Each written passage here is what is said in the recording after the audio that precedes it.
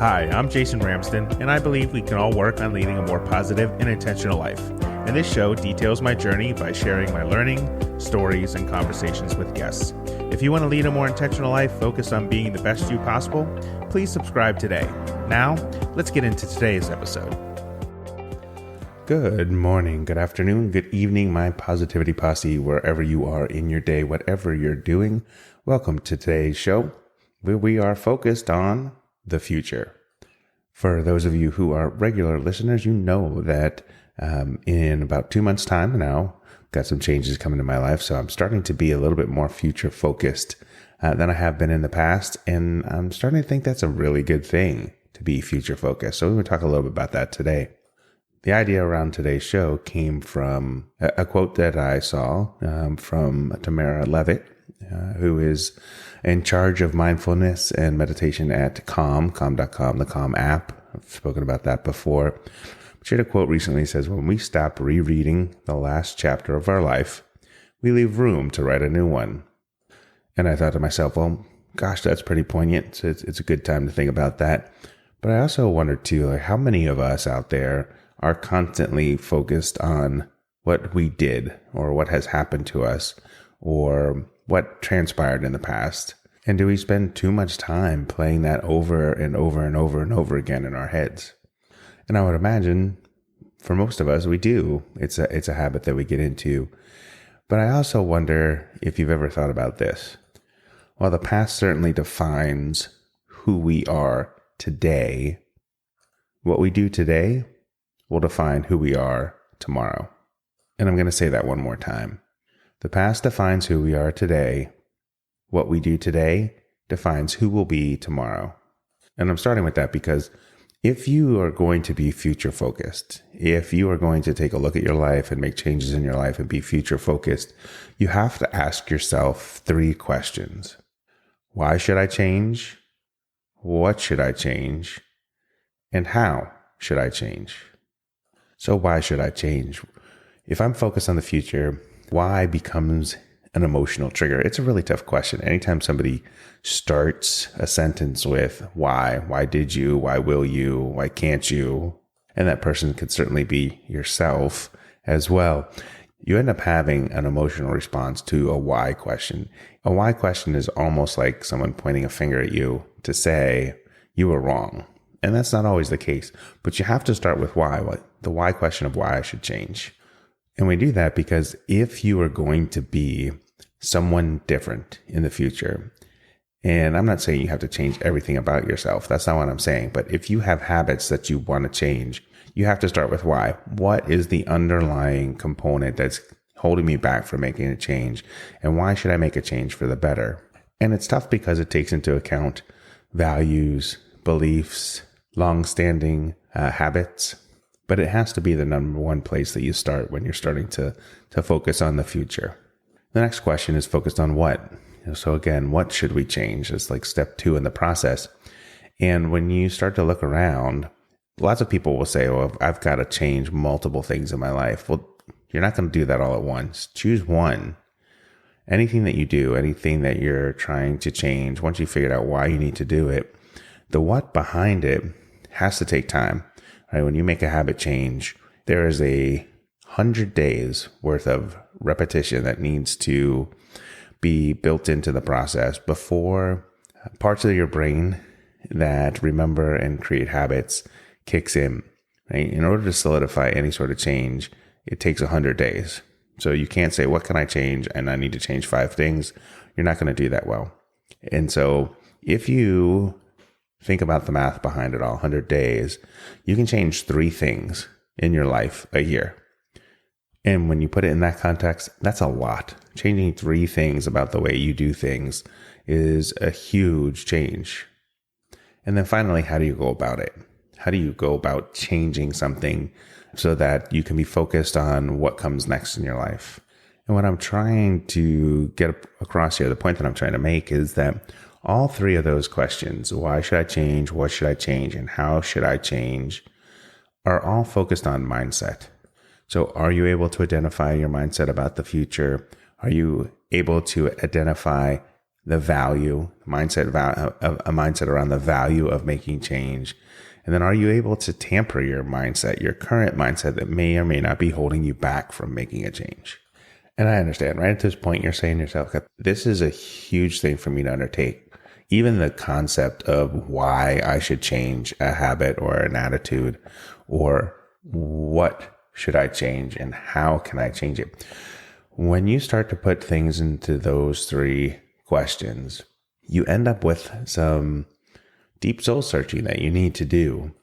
And I'm not saying that this is an easy process to become future focused, to stop perseverating on the past, stop rereading the chapters of our life, and really focus on writing a new chapter in our life is not an easy life change to make. I get that 100% right there with you.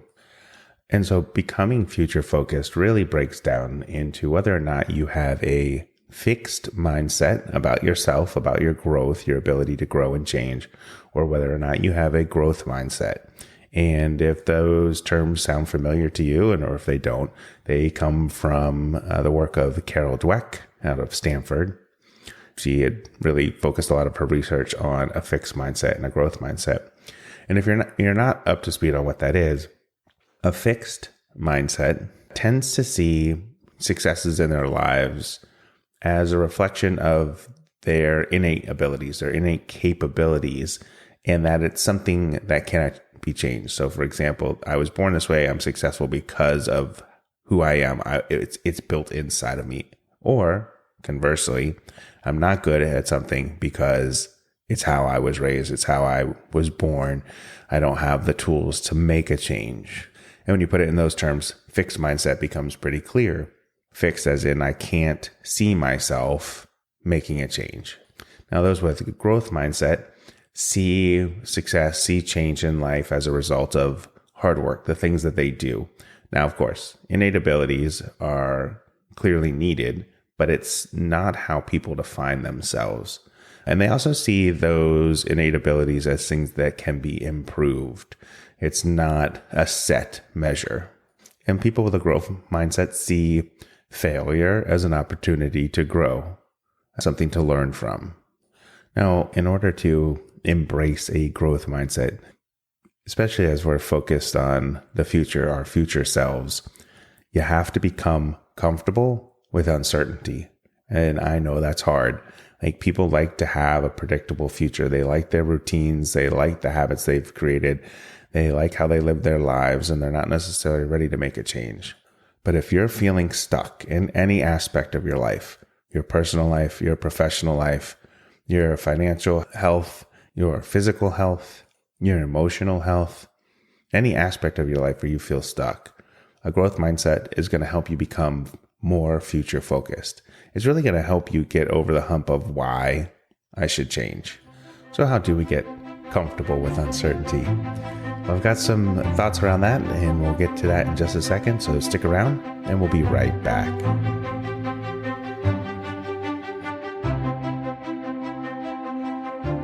Welcome back, my friends. We're talking about, are you future focused, and how do you get to be future focused? And in the last segment, we were talking about getting comfortable with uncertainty. And how do we go about doing this in our lives? Well, first and foremost, I think you need to know your purpose. You have to discover your why. Why do you do what you do? What is your purpose in life? And I say this because when you know your purpose, when you understand why you were put on this earth, what you stand for, what you're trying to achieve beyond just any goals that you have set for yourself, it is so much easier to become future focused. You don't have to remind yourself why you get up every day, why you need to do certain tasks, why you need to tackle certain challenges in your life. You know, because you know where you're headed, because you know your purpose in life. So by having a clear purpose, clear vision of what a desired future for yourself looks like, it's the easiest way to create and maintain a future focus. Now, once you know your why, and it takes time to determine your why. I'm not saying that that's something that you just wake up one morning and know why you were put on this earth. It takes time to go through a process of finding your why. And we've talked about that in other episodes, and I encourage you to listen to those. But if you want a really good resource, Simon Sinek's book, Find Your Why, is a great starting place. Now, once you have found your why, once you know your purpose in life, once you know, or how you've been called to serve, then you can start to set goals. Then you can start to look at the future and say, okay, I've got some goals to set. Because you know your why, you set goals that align with that vision, that support that vision, and propel you towards moving towards that purpose. Once you have your goals set that connect to your purpose and it's clearly set, you find ways to keep them in front of you. You find ways to keep those goals ever present. And that may be visual reminders. It may be a vision board. It may be things that you put up on your fridge or by your computer that remind you that, yes, I know why I exist. I know what my purpose is in life. And here's my goals to get there. And when you do that, you are always focused on the future. When you have your goals set before you, when you have those reminders set up and the visual cues around your house, around your workplace, whatever it may be, you are constantly focused on the future. You are becoming future focused. And once you have that in place, then you get to filter. Like you get to filter choices that you make. You get to filter decisions in your life. Everything becomes a question of, does this serve me well? Does this serve me right now in terms of reaching my goal and fulfilling my why as a person? Think about that for a moment. If every time you had a decision to make, if you didn't have goals that were behind it, or if you didn't have goals that were focused on fulfilling a purpose, it becomes harder to make that decision. Once you have that decision before you and you know where you're headed, it becomes really easy to answer the question whether or not you should do it. Okay, that's where that active filter comes in. It becomes easier to make decisions. And who doesn't want to have an easier time making decisions in their life? For me, that's like a no-brainer. To be able to sit down and say, I'm going to choose choice A because choice A is more readily aligned with my goals. It's more readily aligned with my purpose in life. It's more readily aligned with where I want to be tomorrow. Talk about taking the pressure off of yourself. Decisions become easy at that point. It becomes easier to decide what you're going to do, when you're going to do it, and how you're going to go about it. And finally, as you break it all the way down, you break it down to the day. The things that you do each day need to support the future that you see for yourself. There are going to be some days when you just have little things to do, and there are going to be some days when you have really big things to do. But when you intentionally focus on your tasks each day, when your actions are intentional, and that's whether you're connecting with somebody, whether you're doing a task on your to-do list, whether you're working on a project, whether you're doing research, whatever it may be, whatever you're trying to work on a day, if you know that that task is ultimately going to get you to the end result of your desired future, and it's going to fulfill your goal, and it's going to fulfill your why in life, then life magically becomes this easy thing to manage. And I'm not saying there's not going to be ups and downs. That's life, right? There are going to be ups and downs in life, 100%. But when you start to put it in context of, okay, I've got some shape to my life now. I understand where I want to be. I want to understand how I want to get there. And so everything I do each day is focused on that. It adds this relief. Just think of it kind of like a weight lifting off your shoulders.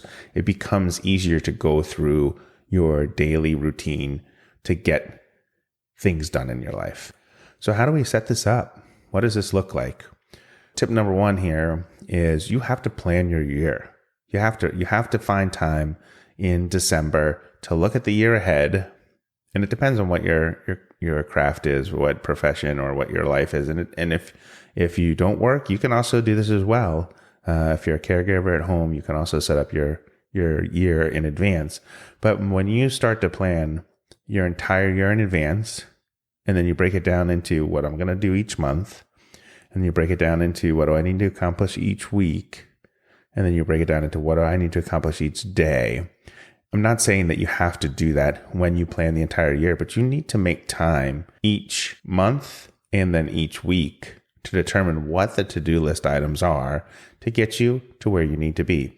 So whatever change it is that you're making in your life, whatever you want to be focused on, how do you want to be a better person, the habits or the attitudes that you want to change in your life, when you start to look at it from a forward-focused point of view, you got to plan.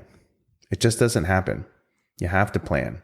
The people who are most successful in life, who have the most success making changes for being a better person, for being a better partner or a better spouse, they do it with a future focus in mind.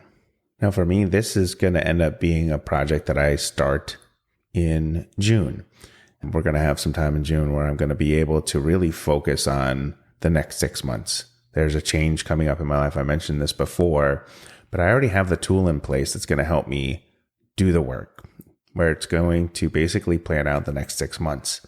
What am I going to tackle? How I'm going to go about it? What metrics I'm going to have? What goals I'm going to set for myself? And it'll end December 31st. But sometime in December, I'm going to repeat that process for the entire next year. All of 2022 will be planned out in December of 2021. It's not down to what I'm going to do, for instance, on April 22nd of 2022. No, but it's going to have high-level goals that I need to achieve, which are going to be broken down into monthly goals, which are going to be broken down into weekly goals, which eventually will determine what I do every single day to get me to the next level of my life, to be able to focus on what I'm doing every single day towards fulfilling my purpose, towards fulfilling my goals. And if you want to know more about that tool, if you're interested in coming along this journey with me, reach out, email jason@positivityonfire.com, jason@positivityonfire.com. Drop me a line. Let me know what you're struggling with, how you're trying to be more future focused, what challenges you're facing, and how can I help? I'm really interested in connecting with my listeners. I want to be able to be a resource for you beyond just this weekly podcast. So let me know what challenges you're facing and how I can help you. And as we close out today's show, I do it every single week. I just want to thank you for being here today. Any time that you spend with me, that's time that you're not doing something else. So your gift of time does mean the world to me. Thank you. Thank you. Thank you. And always, always remember, be well, be happy, be you. And until the next time, may your quest for positivity begin today. If you liked today's episode, please go to podchaser.com, search for Positivity on Fire, and leave a 5-star rating and review. For more on my positivity quest, follow me at positivity_J on Instagram or TikTok, or engage with the show by visiting direct.me/Jason Ramsden. Have an amazing day.